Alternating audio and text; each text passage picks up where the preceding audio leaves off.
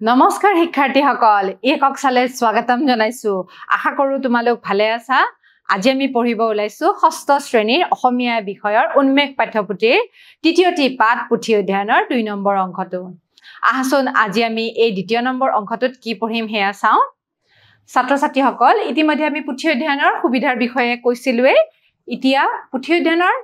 পিছৰ আমাৰ দফাকেটাত কি আছে হেয়া আমি চাও আহা পঢ়নৰ পৰা দূৰৰ মানিক হাততে পোৱা যায় আন দেশত থকা পণ্ডিত বিলাকৰে হৈতে সাক্ষাৎ হোৱা বহুত খৰচ আৰু পৰিশ্ৰমৰ কথা আৰু সাক্ষাৎ হ'ব পাৰিলেও তেওঁলোকৰ মুখৰ পৰা বিদ্যা শিক্ষা কৰা সকলোৰে পক্ষে সহজ নহয় কিন্তু পুথিৰ পৰা সকলো দেশৰ পণ্ডিত বিলাকৰ সজ উপদেশ ঘৰত বহিয়ে পোৱা যায় সেইদৰে আমি পৰলোকগামী পণ্ডিত বিলাকৰো বিদ্যা বুদ্ধি তেওঁলোকৰ ৰচিত পুথি পাঠ কৰি অপ্ৰায়াসে লাভ কৰিব পাৰো গতিকে ইয়াতে আমাৰ বাক্যাংশ এটা দিয়া আছে পঢ়নৰ পৰা দূৰৰ মানিক হাততে পোৱা যায় মানিক মানে কি মানিক আমাৰ বহুত ধৰণৰ আছে হয়নে নহয় সোণ ৰূপ তাম এবিলাক হৈছে মানিক গতিকে সেই মানিক বিলাক কিমান গুৰুত্বপূৰ্ণ হয় হয়নে নহয় কিমান দামী হয় এই মানিক বিলাক যেতিয়া আমি পাও তিতে কিমান আমাৰ লাভ হ'ব পাৰে গতিকে ইয়াতে বুজাইছে যে পঢ়নৰ পৰা আমি দূৰৰ মানিক হাতত পোৱা যায় এই মানিকটোৰ অৰ্থ আমি বুজিব চেষ্টা কৰো আহা আন দেশত যেতিয়া পণ্ডিত বিলাকে সাক্ষাৎ দিয়ে তেতিয়া বহু ধৰণৰ খৰচ হ'ব পাৰে ঠিক আছে তেওঁলোকক লগ কৰা কথা পাতা তেওঁলোকৰ জ্ঞানৰ বিষয়ে জনা তেতিয়া বহু ধৰণৰ আমাৰ কষ্ট হ'ব পাৰে এই কষ্টসমূহ যেতিয়া এখন কিতাপত লিখা থাকে বা সন্নিবিষ্ট কৰা হয় তেতিয়া আমাৰ কোনো কষ্ট নোহোৱাকৈ আমি সেই বস্তুবিলাক জানিব পাৰো তেওঁলোকৰ সাক্ষাৎ বিলাকৰ বিষয়ে পঢ়িব পাৰো গতিকে সেই মানিক বুলি কোৱা শব্দটোৱে বুজাইছে যে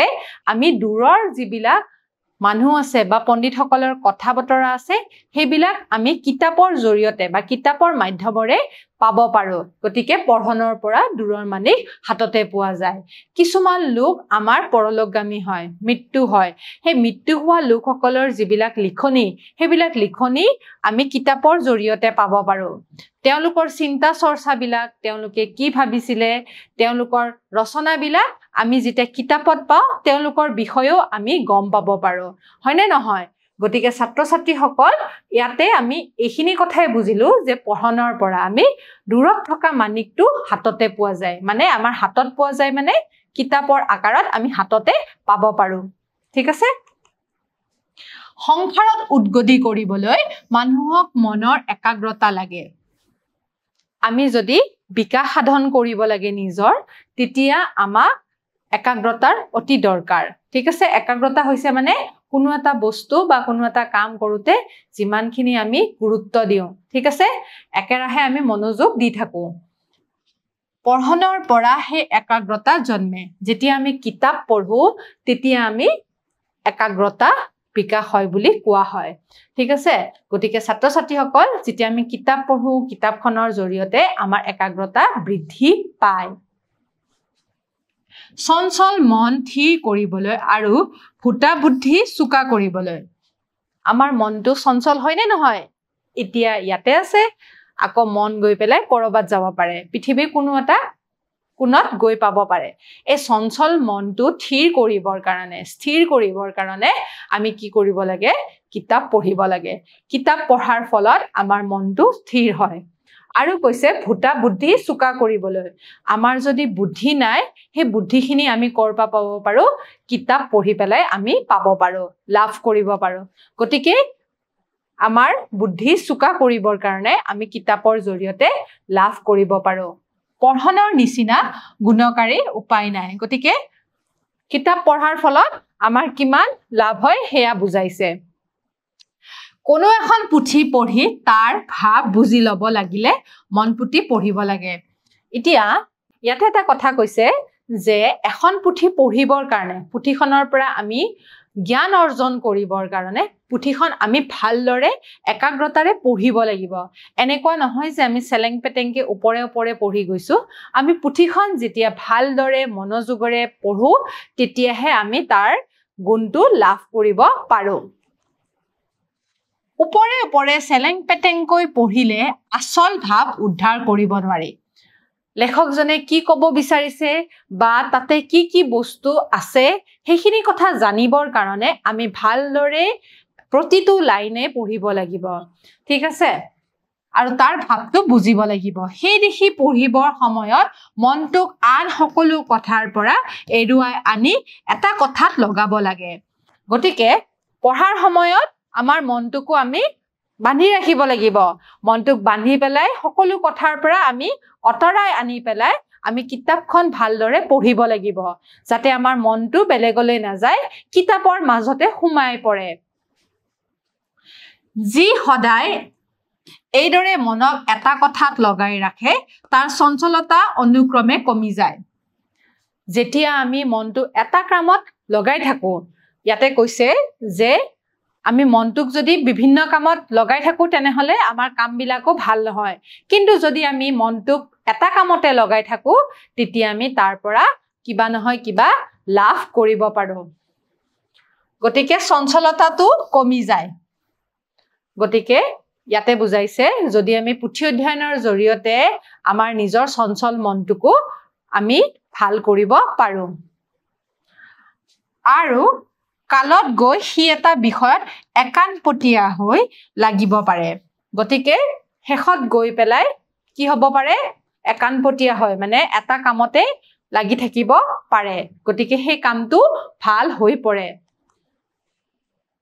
পুথি পঢ়াৰ আৰু এটা বহুমূলীয়া গুণ আছে এতিয়া গুণকেইটাৰ কথা আমি আলোচনা কৰিলোৱে আৰু এটা গুণৰ কথা কৈছে কি কৈছে চোৱাচোন সৎ সংগৰ পৰা যে মানুহৰ সৎ স্বভাৱ উপজে এই কথা লোক নিৰন্তৰে স্বীকাৰ কৰে আমাৰ বন্ধুবৰ্গ থাকে হয়নে নহয় আৰু সেই বন্ধুবৰ্গ যদি সৎ হয় ভাল হয় তেনেহলে আমি সেই সৎ মানুহৰ লগত থাকিলে আমাৰ সৎ সংগৰ লগত থাকিলে আমাৰ স্বভাৱো সৎ হয় গতিকে এই পুথি অধ্যয়নৰ জৰিয়তেও আমাৰ সৎ স্বভাৱ হ'ব পাৰে কিদৰে হ'ব পাৰে যিবিলাক মানুহৰ লগত সদায় উঠা বহা কৰা যায় আমাৰ স্বভাৱ চৰিত্ৰ সেইবিলাক মানুহৰ স্বভাৱ চৰিত্ৰৰ গঢ় হয় গতিকে আমি যিবিলাক মানুহৰ লগত সাধাৰণতে উঠা বহা কৰো কথা পাতো তেওঁলোকৰ দৰে চিন্তা চৰ্চা কৰিব আৰম্ভ কৰো গতিকে মানুহ ভাল সংগত থাকিলে ভাল হয় আৰু বেয়া সংগত থাকিলে বেয়া হয় যদি আমি বেয়া মানুহৰ লগত থাকো গতিকে তেওঁলোকৰ চিন্তা ধাৰাবিলাক আমি জানো আৰু আমাৰো মনবিলাক সেইদৰে হ'ব পাৰে গতিকে আমি ভাল সংগত থাকিলেহে ভাল চিন্তা কৰিব পাৰো এই কথাটোকে বুজাইছে কিন্তু এতিয়া মানুহৰ সংগৰ নিচিনাকৈ যদি আমি পুথিৰ সংগ লওঁ মানে পুথিৰ সংগয়ো আমাৰ স্বভাৱ চৰিত্ৰৰ ওপৰত কাৰ্য কৰে গতিকে পুথি এখনত যেতিয়া আমি লেখকজনৰ কথাবিলাক গম পাওঁ আৰু ভাল কথা গম পাওঁ তেতিয়া পুথিৰ সংগই আমাৰ স্বভাৱবিলাকো ভাললৈ পৰিৱৰ্তন কৰে গতিকে পুথি অধ্যয়নৰ কিমান বহুমূলীয়া গুণ আছে হয়নে নহয় পুথি অধ্যয়নৰ জৰিয়তে আমি সৎ হ'ব পাৰো ভাল হ'ব পাৰো আমি বেয়া সংগত নপৰিব পাৰো গতিকে ছাত্ৰ ছাত্ৰীসকল তোমালোকেও কিতাপ পঢ়া অভ্যাসটো কৰি তুলিবা বুলি আশা ৰাখিছো প্ৰত্যেক পুথিয়ে ৰচয়িতাজনৰ স্বভাৱ চৰিত্ৰৰ সাৰ নিচিনা পুথি পাঠ কৰিলে সেই পুথিৰ লিখকৰ লগত আলাপ কৰা যেন হয় আৰু সদায় একে পুথিকে পঢ়িলে তেওঁৰ সংগত থকা যেন গুণ ধৰে গতিকে ছাত্ৰ ছাত্ৰীসকল লিখকজনৰ স্বভাৱ চৰিত্ৰৰ লগতে আমাৰ পুথি অধ্যয়ন কৰাৰ ফলত তেখেতৰ যিবিলাক গুণ আছে সেই গুণখিনিও আমি আয়ত্ত কৰিব পাৰো এইটো কথা কৈছে যদি আমি ভাল পুথি পঢ়ো তেনেহলে বা ভাল লিখকৰ কিতাপ পঢ়ো তেতিয়া আমি তেওঁৰ স্বভাৱ চৰিত্ৰৰ বিষয়েও গম পাওঁ তেওঁৰ সংগত থকা যেনো অনুভৱ হয় অলপ আগতে তোমালোকক কৈছোৱে যেতিয়া আমি ভাল সংগত থাকো আমাৰ স্বভাৱ চৰিত্ৰ হেদৰে ভাল হৈ পৰে আনহাতে আমি যদি বেয়া সংগত থাকো তেনেহলে আমাৰ স্বভাৱ চৰিত্ৰ বেয়া হৈ পৰিব গতিকে সত্যনাথ বৰাদেৱে কৈছে যে যদি আমি ভাল সংগত থাকিব বিচাৰো তেনেহলে আমি ভাল পুথি পঢ়িব লাগিব ঠিক আছে এতেকে ভাল পুথি পঢ়িলে ভাল সংগত থকা যেন অনুভৱ হয় আৰু বেয়া পুথি পঢ়িলে বেয়া সংগত থকা যেন ফল হয় গতিকে ছাত্ৰ ছাত্ৰীসকল আমি কিতাপ পঢ়োঁতে কিতাপখন নিৰ্বাচন কৰোঁতে আমি চাব লাগিব কিতাপখন ভাল হয়নে নহয় লিখকজনে কি উদ্দেশ্য কৰি পেলাই কিতাপখন লিখিছে সেয়া কথা আমি বুজিব লাগিব সত্যনাথ বৰাদেৱে লিখা এই পাত্তি ক'ত আছিলে উৎসটো আমাৰ আছিলে সাৰথীৰ তৃতীয় সংস্কৰণ সাৰথীৰ পৰা লোৱা হৈছিলে 2011 বনলতা ডিব্ৰুগড় 1 আৰু পৃষ্ঠা নম্বৰ আছিলে 6 পৰা 8 লৈকে আছে গতিকে ছাত্ৰ ছাত্ৰীসকল পাত্তি নিশ্চয় তোমালোকে বুজি পাইছা আৰু ইয়াৰ কু অভ্যাসৰ বিষয়েও তোমালোকে বুজি পাইছা তোমালোকেও সময় পালে বাহিৰা কিতাপ বাতৰি কাকত সাধু উপন্যাস নাটক হেবিলাক পঢ়িবলৈ চেষ্টা কৰিবা আৰু এবিলাক পঢ়িলে আমাৰ স্বভাৱ চৰিত্ৰ বা বুদ্ধি বিকাশ সাধন হয় ঠিক আছে এতিয়া আমি হে লেখকৰ পৰিচয় অলপ চাওঁ আহা সত্যনাথ বৰাদেৱৰ বিষয়ে আমি অলপমান জানো আহাচোন 1860 পৰা 1925 খ্ৰীষ্টাব্দলৈকে তেখেত আছিলে 1860 চনত তেওঁ জন্মগ্ৰহণ কৰিছিলে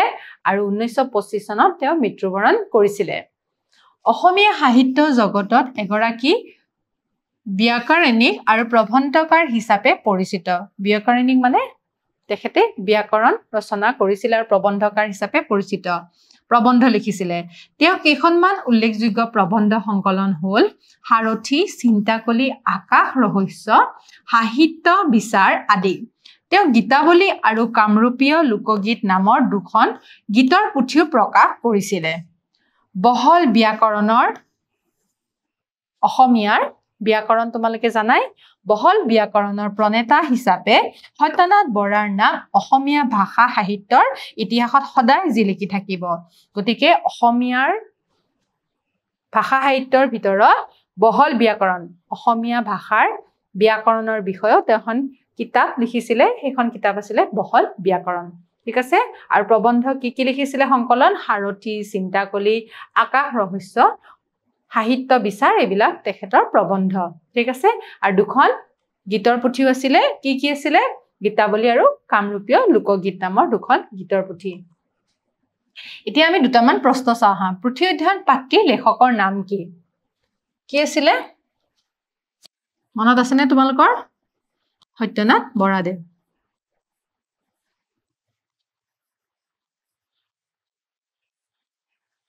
2 নম্বৰ প্ৰশ্নটো চাওঁ হাচোন পঢ়নৰ পৰা দূৰৰ দেশ হাতত পোৱা যায় কি পোৱা যায় হাতত মানি হয়নে নহয় বাক্যশাৰী মনত ৰাখিবা বহলাই লিখিব লাগিব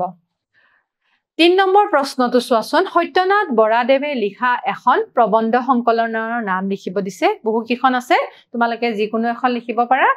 মই ইয়াতে সাৰথীখন লিখি দিছো সাৰথীৰ পৰা পুথি অধ্যয়ন পাত্তি লোৱা হৈছে গতিকে ছাত্ৰ ছাত্ৰীসকল আজি আমি পুথি অধ্যয়ন পাত্তিৰ আলোচনা ইতিমধ্যে শেষ কৰিলো অহা ক্লাছত এইটো পাঠৰ ক্ৰিয়াকলাপৰ প্ৰশ্নসমূহ আলোচনা কৰিম নিশ্চয় তোমালোকে পাঠটো বুজি পাইছা অহা ক্লাছত পুনৰ লগ পোৱাৰ আশাৰে আজিলৈ সামৰিছো নমস্কাৰ